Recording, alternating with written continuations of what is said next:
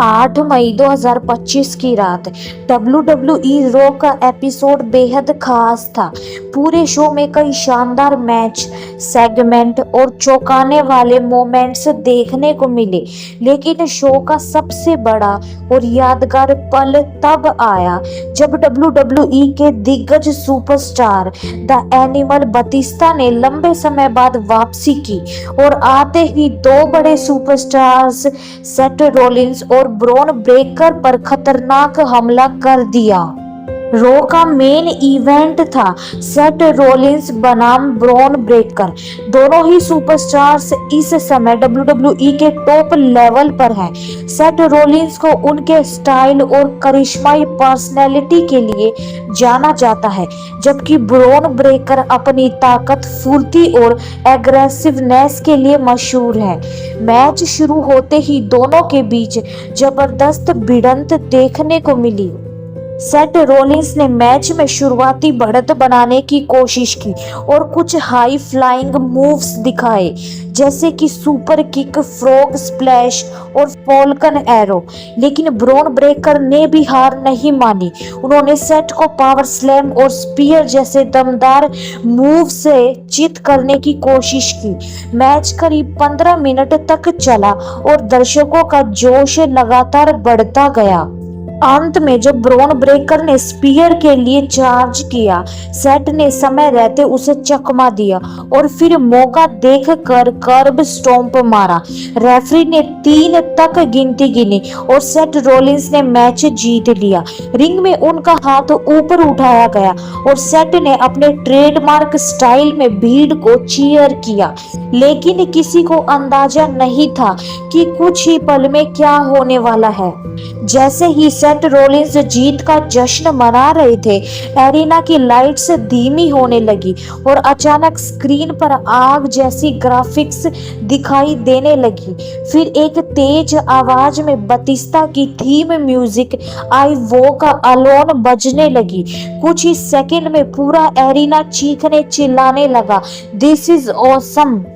लंबे समय से WWE से दूर रह चुके दिग्गज सुपरस्टार बतिस्ता अचानक स्टेज पर दिखाई दिए। उन्होंने ब्लैक जैकेट पहनी हुई थी, आंखों में गुस्सा और चेहरे पर कोई मुस्कान नहीं थी।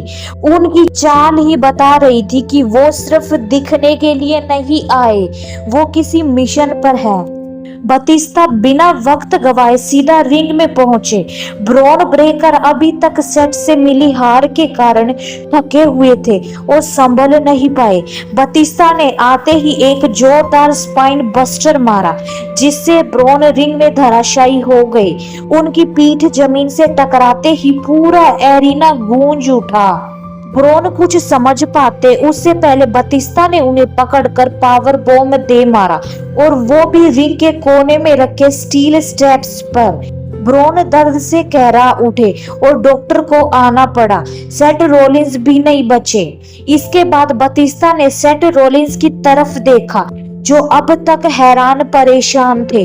उन्होंने बतिस्ता से कुछ कहने की कोशिश की, शायद यह समझने के लिए कि ये सब क्यों हो रहा है, लेकिन बतिस्ता ने कोई जवाब नहीं दिया और अचानक सेथ को गर्दन से पकड़ लिया। बिना कोई चेतावनी दिए बतिस्ता ने सेथ रॉलिंस को हवा में उठाया और एक खतरनाक बतिस्ता बॉम्ब दे मारा। सेथ की पीठ जमीन से इतनी जोर से टकराई कि कमेंटर्स तक चौंक गए।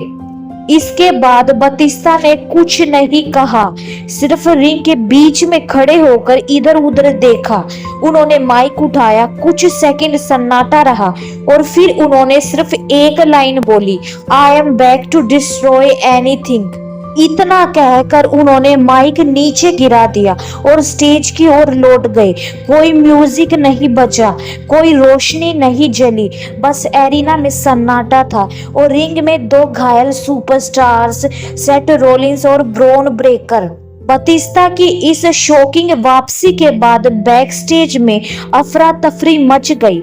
मेडिकल टीम तुरंत ब्रॉन ब्रेकर और सेथ रॉलिंस को चेक करने पहुंची। WWE ऑफिशियल्स भी हैरान थे।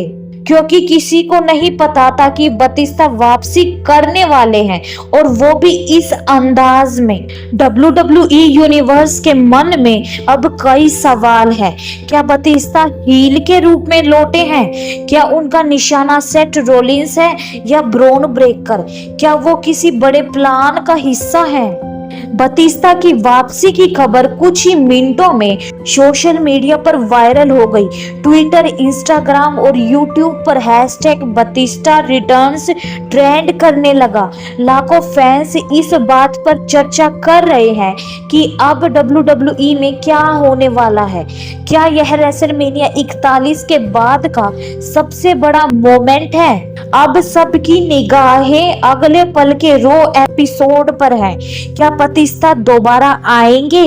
क्या सेथ रोलिंस जवाब देंगे? और क्या ट्रिपल एच या WWE मैनेजमेंट बतिस्ता के इस हमले पर कोई एक्शन लेंगे? एक बात तो तय है, बतिस्ता की ये वापसी WWE इतिहास में दर्ज हो गई है। उन्होंने आते ही दिखा दिया कि वो अभी भी द एनिमल है, और जब वो किसी मिशन पर होते हैं तो कोई नहीं बचता।